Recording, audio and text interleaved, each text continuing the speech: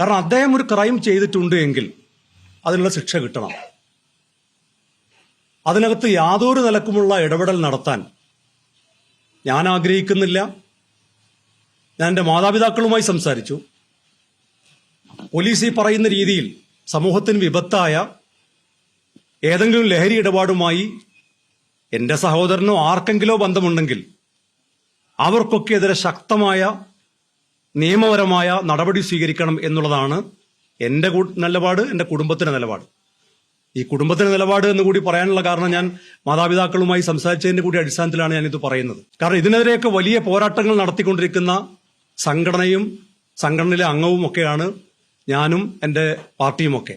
പിന്നെ ചില വ്യക്തികൾ ഇപ്പൊ ഈ വിഷയവുമായി ബന്ധപ്പെട്ട് ഒന്ന് KT ജലീൽ, മറ്റൊന്ന് ബിനീഷ് കൊടിയേരി, അവരൊക്കെ രംഗത്ത് വരുന്നതിന്റെ താല്പര്യം മലയാളിക്ക് മനസ്സിലാവും. അത്തരം ആളുകൾ ചെയ്യുന്ന അധികാരത്തെ കൂട്ടുപിടിച്ചുകൊണ്ട് നടത്തിക്കൊണ്ടിരിക്കുന്ന നെറികേടുകൾ, അതിനെതിരെ ഇനിയും സംസാരിക്കും, ഒരു സംശയം വേണ്ട.